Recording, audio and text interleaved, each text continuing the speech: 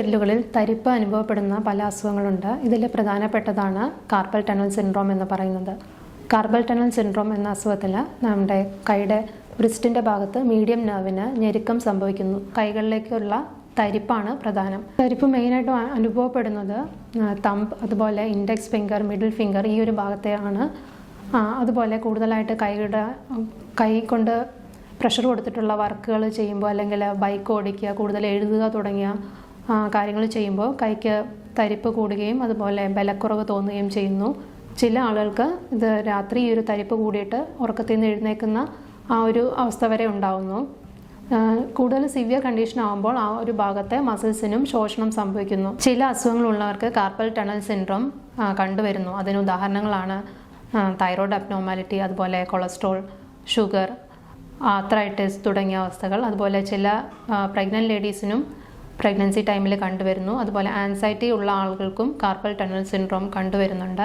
Carpal tunnel syndrome diagnose ചെയ്യാനായിട്ട് doctor examination വളരെ important ആണ്. അതുപോലെ തന്നെ പല ടെസ്റ്റുകളും ഇതിന് വേണ്ടിയിട്ട് ചെയ്യുന്നുണ്ട്. അതിൽ പ്രധാനപ്പെട്ട ഒരു ടെസ്റ്റാണ് nerve conduction study. Nerve conduction സ്റ്റഡിയിലൂടെ ഏത് നെർവിനാണ് ബ്ലോക്ക് എന്ന് കണ്ടുപിടിക്കാൻ സഹായിക്കുന്നു. അതുപോലെ നെർവ്സിൻ്റെ പുറമേയുള്ള ലെയറിന് തേയ്മാനമുണ്ടോ എന്ന് മനസ്സിലാക്കാൻ സാധിക്കുന്നു. അതുപോലെ ഏതൊക്കെ നെർവ്സിനാണ് ബാധിച്ചിരിക്കുന്നതെന്ന്, അസുഖം അല്ലെങ്കിൽ ബ്ലോക്ക് ബാധിച്ചിരിക്കുന്നത് എന്ന് മനസ്സിലാക്കാനും സാധിക്കുന്നു. അതുപോലെ മറ്റ് ബ്ലഡ് ടെസ്റ്റായ കൊളസ്ട്രോൾ ടെസ്റ്റ്, അതുപോലെ blood sugar test, thyroid test ഇതെല്ലാം ഹെൽപ്പ് ചെയ്യുന്നു.